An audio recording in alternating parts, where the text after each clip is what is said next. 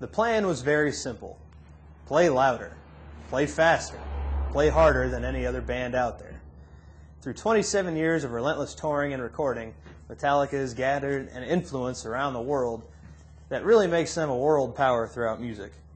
I myself have been a faithful Metallica fan since I was a kid, starting very young at kindergarten age. And through the last 6 years, I've been a card-carrying member of the official Metallica fan club, or Met Club as they call it online.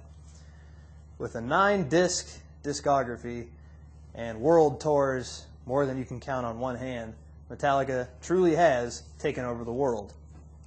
But to find out how they got where they are today, you really have to look at where they started.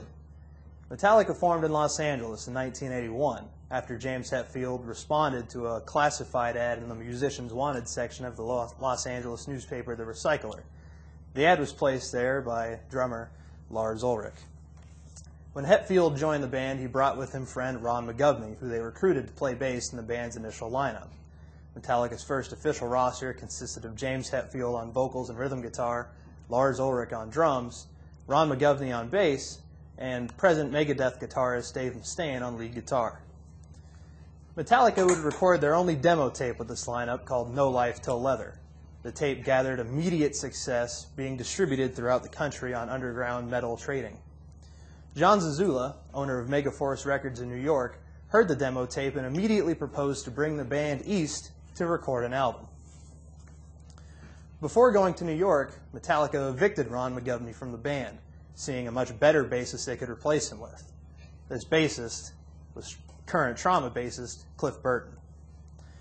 Bringing Burton to New York, Metallica settled into Queens, eventually lighting up the local scene before moving on to record their debut album, Kill 'Em All. However, they wouldn't step foot in the studio without first recruiting Exodus guitarist Kirk Hammett.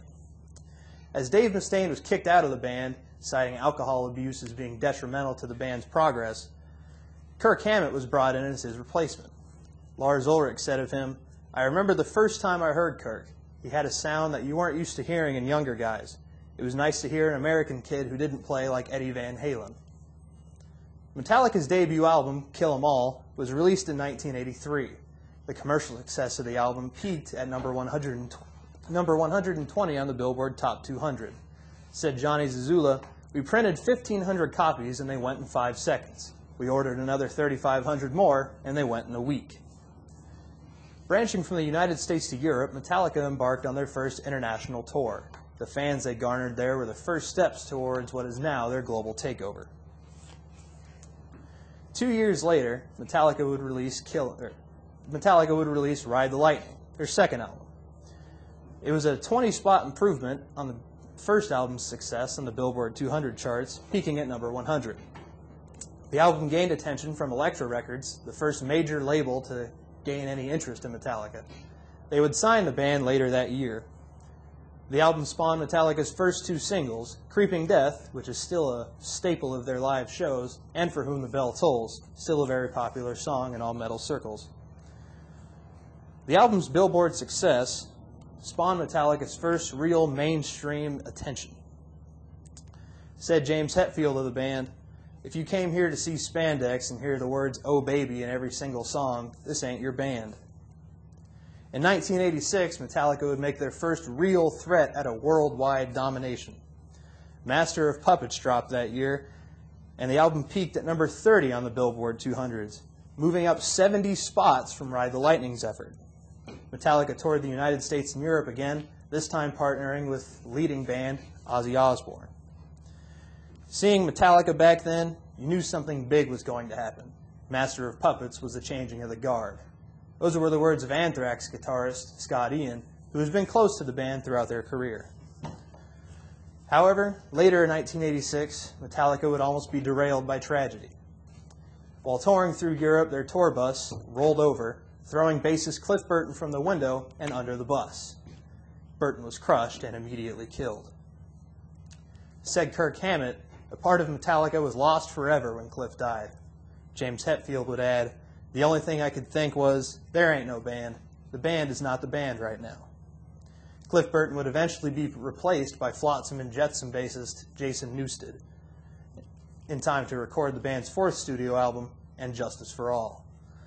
Justice became Metallica's largest effort toward a mainstream takeover, peaking at number 6 on the Billboard charts. Metallica's campaign rolled onto TV on that same album as they spawned their first music video going off of the song One, which received constant play from MTV.